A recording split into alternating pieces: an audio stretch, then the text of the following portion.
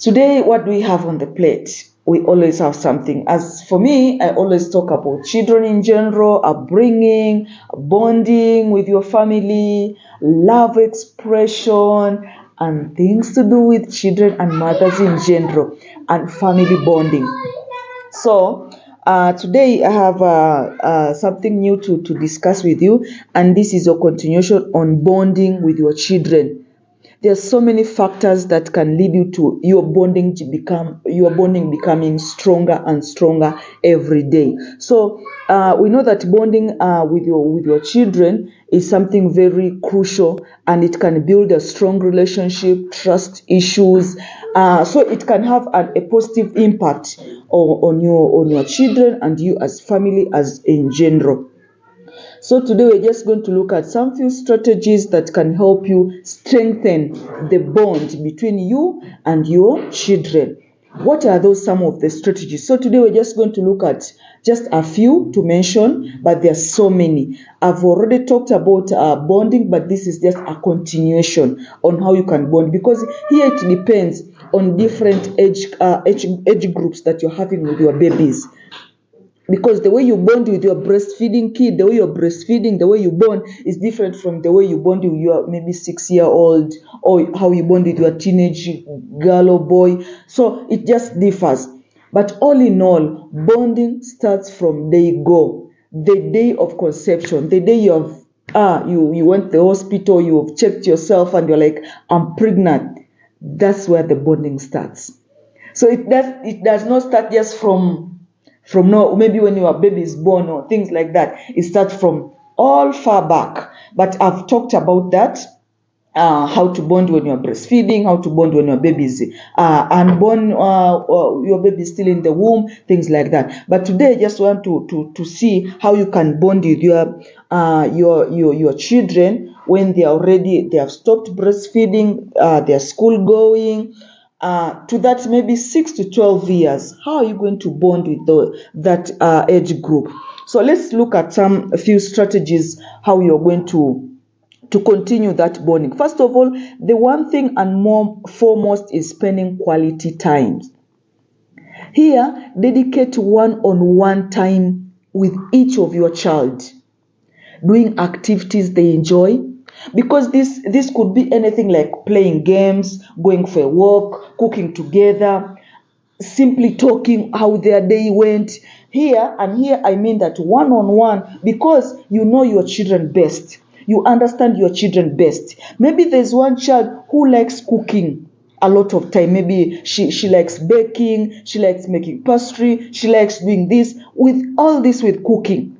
How are you spending quality time with that only one child? So here, that's what I'm saying, that spend quality time on one-on-one with your children, because this it will help your child to know that, okay, my mom enjoys what I'm doing. For instance, your baby likes cooking, likes baking. So if you give support, let's bake together today. Today you're going to make maybe a loaf of bread. Today maybe you're going to make pastries. Let's do this. Your child will know that, okay, my mom loves what I'm doing. So that one-on-one personality, one-on-one, having that quality time, this one will also help you make that bonding. Maybe if your boy maybe likes playing games, are you supporting in that area? Maybe your baby likes walking. Have you any one day spared that quality time that you're having a walk only with your baby? Only one-on-one. Here I'm not saying that collect all your children. One-on-one, looking at the specialist of what your child likes and spending time with that. That one will also help you to increase that bonding, to increase that oneness, and to make that bond become more and more strong. The other thing is also active listening. Here, when our children when they tend to grow up, they tend to separate, isolating. They're like they have their own time, they want to be alone, but here is the time that they need active listening. Here, this one, you pay attention to your child's thoughts, feeling, experiences without judgment. Listen me well here, without judgment. Sometimes it's okay. Sometimes we find that you're so judgmental. You're like, no, don't do this. No, here you need to validate their emotions. Show empathy by actively listening to what they have to say. Don't judge. No, don't disturb ear to listen to what they are saying without judging.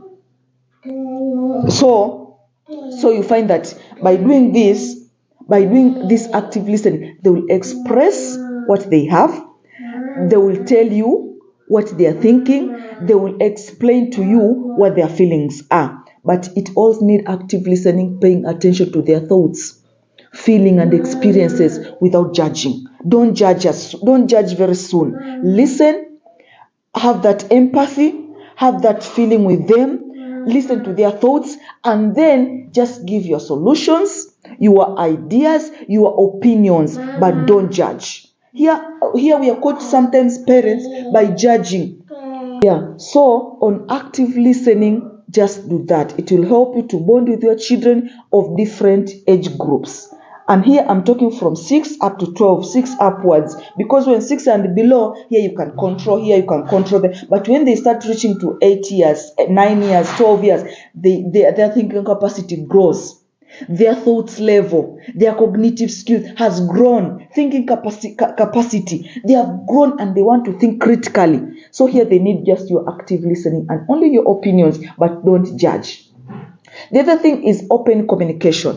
Open communication is also very good because it can create an environment where your children feel comfortable expressing themselves openly.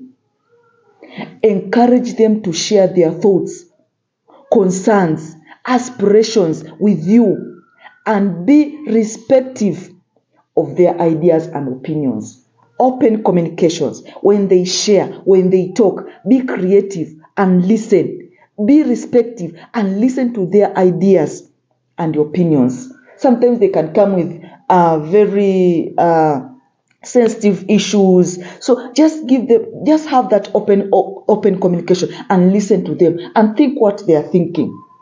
Be on their shoes, have that empathy, and think and share. Let them share their concerns with you, and then discuss together. What about shared interest? This is also another thing which is very critical. Here, I mean by shared interest is that find that common interest or hobby that they like, and then join with them. Enjoy with them. So here you can enjoy together. If maybe it's a sport, maybe it's music, maybe it's some kind of art. May engage nature, engaging or in sharing activities. It fosters bonding and that closeness with your children. So shared interest is also something. Find something in common that you like together and share and have that. What about like family rituals? Do you as a family have that ritual? Maybe a day movie out. Maybe you are having a movie in one day, every Saturday night. Maybe you have that special meal. That family rituals, and stick to that. That brings closeness because we make sure that in those family rituals, all the time you are having that family ritual, you are all together. Maybe it's a movie, maybe it's a special meal for that particular day, and you're all there eating and enjoying. Maybe it's at a particular thing that you're doing and enjoy that family ritual that every family has. Maybe it's a camping. Maybe every 1 month or the other, you go somewhere and camp and things like that. That one can also be a way of bonding. What about something of what is it? How can I put this? Like express affection. Show your love and affection for your children. Thoughts, hugs, kisses, good night kisses. How do I say that? So expressing that affection. Sometimes even some mothers, they fear to hug their babies and kiss them good night. There are some parents of that sort, but that one, it brings apartness. Even if, and mothers here, even if you're somewhere or the other during the day, you raised your voice to your baby, don't just go and sleep and say, because today I was so mad at him or so mad at her, I'm not even going to say good night to him, I'm not going to say good night to her, I'm not going to give that. No. As mothers, you have to take things inside, you calm down and continue with that ritual that you're. If you're used to pray together, don't say that today because I'm annoyed, I'm not going to pray together. Make sure that you do all those rituals as usual, no matter what happened during the day. If you're used to giving your babies good night kiss, do that every day. If you're using a saying good night, praying together, make sure that you do that.